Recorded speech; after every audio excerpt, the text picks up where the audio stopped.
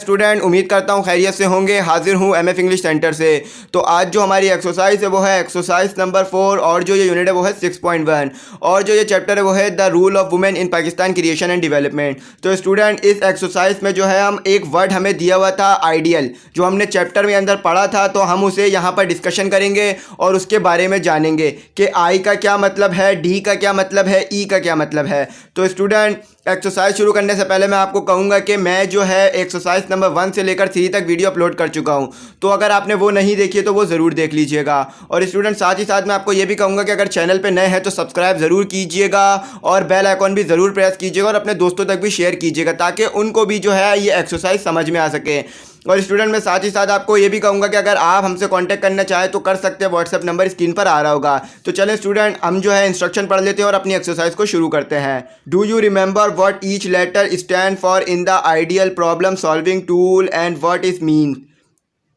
Read the text and complete the following statement. Write all the 5 complete sentences in your notebook. The first one has been done as an example. देखिए student इसमें कहा जा रहा है कि आई जो है इसका एक ख़ास मतलब है, तो आपने वो मतलब बताना है और साथ ही साथ जो है इसका सेंटेंस भी बताना है। यानी सेंटेंस आपने ऐसा बताना है जो कि बुक से रिलेट करता हो और जो कि बच्चों ने जो है इस्तेमाल किया हो। यानी आपने अपनी तरफ से आई का मतलब नहीं बताना है बल्कि वो मतलब बताना है जो कि बुक में और जो कि आपको टेक्स्ट में दिया हुआ था। और स्टूडेंट इन जो है इन पांचों के जो आपने सेंटेंस है वो अपनी बुक में भी यानी अपनी नोटबुक है उसमें उतारने हैं और उसमें करने हैं। यानी ये एक्सरसाइज जो है बहुत इंपॉर्टेंट है क्योंकि ये आपने नोटबुक में भी करनी है। तो उम्मीद करता हूँ आप समझ गए होंगे कि पहले आपको आई का मतलब बताना है क्या है, फिर उसके ऊपर एक सेंटेंस बताना है कि वो किस तरह इस्तेमाल होता है। तो चले शुरू कर लेते हैं। देखिए स्टूडेंट पहला वाला जो है आपको एज एन एग्जाम्पल दिया हुआ है तो वो मैं पढ़ देता हूँ। आई स्टैंड फॉर आइडेंटिफाई, यानी आई का मतलब है आइडेंटिफाई करना, किसी चीज़ को पहचानना। और यहाँ पर जो इसका सेंटेंस लिखा हुआ है वो ये लिखा हुआ है here we identify the problem, यानी यहाँ पर जो है हम प्रॉब्लम को पहचानेंगे। यानी आई का मतलब है स्टैंड करना और इससे जो है हम प्रॉब्लम को पहचानेंगे। क्योंकि अगर आप कोई भी प्रॉब्लम सॉल्व करना चाहते हैं तो सबसे पहले आपको जानना पड़ेगा कि प्रॉब्लम है क्या। अगर खुदा ना खास्ता आपको यही नहीं पता कि प्रॉब्लम क्या है तो आप उसका सोल्यूशन कैसे निकाल सकते हैं? प्रॉब्लम होगी मैथ की और आप सोल्यूशन केमिस्ट्री का तो नहीं निकालेंगे ना। इसीलिए सबसे पहले आपको जानना पड़ेगा कि प्रॉब्लम क्या है। तो उम्मीद करता हूं आप ये समझ गए होंगे। अब डी देख लेते हैं। तो स्टूडेंट हमारे पास है डी और डी स्टैंड करता है डिफाइन, यानी आपने जो है प्रॉब्लम को डिफाइन करना पड़ेगा कि प्रॉब्लम किस तरह की है, यानी क्या मसले हैं। जैसे आपके पास एक गाड़ी है तो सबसे पहले आपने ये डिफाइन करना पड़ेगा कि अगर गाड़ी में प्रॉब्लम है तो कहाँ पर है, टायर में प्रॉब्लम है, गाड़ी के इंजन में प्रॉब्लम है या बॉडी में। तो यहाँ भी कुछ इसी तरह का सेंटेंस दिया हुआ है here we define the problem, यानी यहाँ पर जो है प्रॉब्लम को डिफाइन करेंगे कि अगर हमारे पास कोई प्रॉब्लम है तो वो किस तरह की है, वो गाड़ी में प्रॉब्लम है, गाड़ी के इंजन में प्रॉब्लम है या किसी खास पर्टिकुलर जगह पे प्रॉब्लम है। तो सबसे पहले आपको प्रॉब्लम को डिफाइन करना पड़ता है, पता करना पड़ता है प्रॉब्लम कहाँ है, ताकि आप उधर के मुताबिक जो है इलाज कर सकें या उधर के मुताबिक जो है वो ट्रीटमेंट कर सकें। तो उम्मीद करता हूँ आप डिफाइन का मतलब समझ गए होंगे। देखें स्टूडेंट इतना खोल के पढ़ाने का मकसद ये होता है ताकि आपको बहुत अच्छी तरीके से समझ में आए और ये जो है आपको हमेशा याद रहे और आपको कोई रट्टा ना मारना पड़े कि आप जो है रट्टा मार के चले जाएं और फिर बाद में भूल जाएं। अगर आप हमारा लेक्चर देख लेते हैं तो हमारा लेक्चर ऐसा होता है कि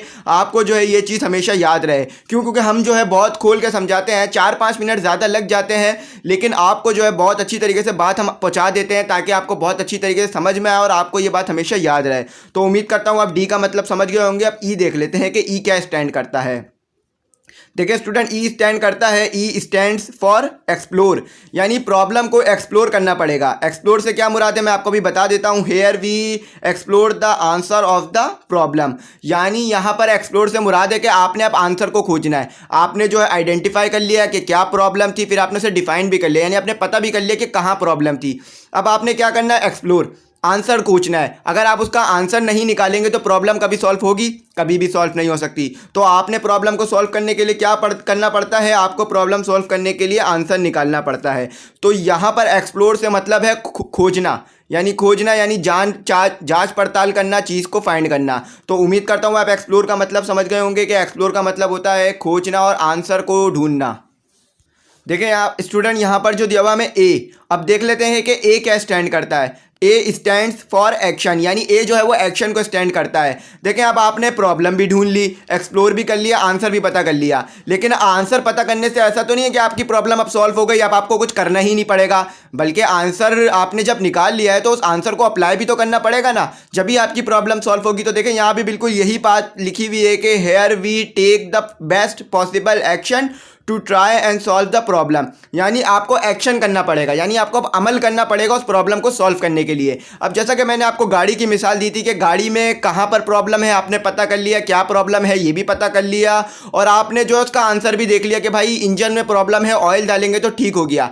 तो अब आपने जो है ऑयल को डालना पड़ेगा, ऑयल को डालने के लिए क्या करना पड़ेगा, एक्शन करना पड़ेगा, अमल करना पड़ेगा। तो अमल करेंगे, ऑयल को डालेंगे तो प्रॉब्लम जो है आपकी सॉल्व हो जाएगी, और बेस्ट तरीका ढूंढेंगे, यानी ऑयल को डालने के लिए सबसे अच्छा तरीका ढूंढेंगे। अब ऐसा तो नहीं है कि पूरा इंजन खोल के अलग अलग हर जगह पे आप ऑयल को जो है डालेंगे, बल्कि नहीं, जहां पर जो है ऑयल डालने की जगह दी भी है वहां पर आप ऑयल डाल देंगे और आपकी जो गाड़ी है वो बिल्कुल ठीक हो जाएगी। यहां पर ए से मुराद है एक्शन, और एक्शन यानी आपने अब अमल करना होगा अपने प्रॉब्लम को सॉल्व करने के लिए, क्योंकि बगैर अमल के जो है वो प्रॉब्लम नहीं सॉल्व हो सकेगी। तो जैसा कि आपने देखा कि बच्चों ने जो है पहले डिसाइड कर लिया था कि क्या प्रॉब्लम है, उसके बाद उन्होंने तरीका खोजा, उसके बाद जो है उन्होंने एक्शन किया, यानी उन्होंने जो है मुख्तलिफ जगहों से जो है इन्फॉर्मेशन जमा की थी मुख्तलिफ लेडीज़ के बारे में। तो उन्होंने यहाँ पर एक्शन किया ना, कंप्यूटर पे जाके जो है उन्होंने एक्शन किया, यानी फेल किया, अमल किया और इन्फॉर्मेशन तलाश की। फिर कुछ ने बुक से की, कुछ ने कंप्यूटर से, कुछ ने लैपटॉप से, और कुछ ने जो है मोबाइल से इन्फॉर्मेशन जमा की। तो स्टूडेंट, उम्मीद करता हूँ आप जो है ये समझ गए होंगे कि बात कि आपने प्रॉब्लम सॉल्व करने के लिए फिर एक्शन जो है वो लेना पड़ता है। तो स्टूडेंट, अब जो है हमारे पास आखिरी जो है वो है एल। अब देख लेते हैं कि एल क्या स्टैंड करता है। L stands for look back. Look back से क्या मुराद, पीछे देखना, यानी माजी में देखना। अब मैं आपको इसका भी थोड़ा सा आगे बताता हूँ, पहले मैं सेंटेंस पढ़ लेता हूँ। Here we look back to see whether the problem has been solve और नॉट, यानी आपने जो है अब लुक बैक करना होगा। अब आप जो है एक्शन भी कर रहे हैं, अमल भी कर रहे हैं, लेकिन आपकी जो प्रॉब्लम सॉल्व नहीं हो रही है। कभी कभार ऐसा होता है आपको आंसर पता होता है लेकिन फिर भी जो आंसर सही नहीं आ रहा होता, यानी बीच में स्टेप में गलती आ रही होती है। अगर आप मैथ के स्टूडेंट हैं तो आपको पता है कि आंसर बुक के आखिरी में लिखा हुआ है, लेकिन फिर भी बीच में गलती आ रही होती है। तो अक्सर जो है सवाल कभी कभार गलत आ जाता है या गलत दिया हुआ होता है नोट्स में। तो आपने इस बात को मद्देनज़र रखना होता है कि ये सवाल पहले कभी सॉल्व हुआ है या नहीं हुआ है, यानी आपने माजी में देखना होता है कि इस प्रॉब्लम का जो है आंसर खोजा जा चुका है या नहीं जा चुका। जैसे आज तो कोई मार्स पे नहीं जा सका, यानी कोई इंसान जो है वो मार्स पे नहीं जा सका। तो अब ऐसा तो नहीं है कि आप उठें या मैं उठे और मार्स पे पहुंच जाएंगे। क्यों? क्योंकि आज तक कोई जा ही नहीं सका। तो हम जो है ये चीज़ देखेंगे कि भाई आज तक ये काम हुआ नहीं है तो हम भी इसे शायद कर नहीं सकेंगे। हाँ, लेकिन अगर हमारे अंदर जज्बा है, हिम्मत है उस काम को करने के लिए, तो हम उसे कर भी सकते हैं। क्यों? क्योंकि हमारा जज्बा जो है वो हावी हो जाएगा उस काम के ना होने पर। तो उम्मीद करता हूँ आप एल का मतलब समझ गए होंगे कि एल का मतलब है आपको माजी में देखना होगा कि ये काम हुआ है या नहीं हुआ है। तो उम्मीद करता हूँ आप ये समझ गए होंगे। अगर फिर भी कोई गलती, क्यूरी या डिफ़िकल्टी रह गई हो तो कमेंट सेक्शन में ज़रूर मैसेज कर दीजिएगा। और स्टूडेंट, मैंने आपको उस वक्त भी कहा था कि हम इतना ज़्यादा खोल के यूँ समझाते हैं ताकि आपको जो है ज़्यादा से ज़्यादा बात समझ में आ सके और आपको कोई रट्टे ना मानने पड़े। क्योंकि यहाँ पर जो लफ्ज़ लिखे हुए थे एक्शन और लुक बैक और कि हमारे पास जो दूसरा वर्ड दिया हुआ था, तो इसमें ऐसा क्या था कि अगर आपको हम एक्सप्लेन नहीं करते तो आप जो है इसे समझ नहीं पाते। तो हमने जो है इसे एक्सप्लेन अच्छी तरीके से करते हैं ताकि आप जो है ज़्यादा से ज़्यादा अच्छी तरीके से समझें और आपको कोई भी चीज़ रट्टे ना मानना पड़े, और आपको जो भी आप याद करें, चाहे जैसा भी हो, आपको आखिरी वक्त तक जो है वो याद कराए रहे। तो स्टूडेंट, उम्मीद करता हूँ आपको पूरी एक्सरसाइज समझ में आ गई होगी। अगर फिर भी गलती, क्यूरी या कोई डिफ़िकल्टी रह गई हो तो कमेंट सेक्शन में ज़रूर मैसेज कर दीजिएगा। और अगर आपको एक्सरसाइज समझ में आई हो तो हमारी अप्रिसिएशन के लिए भी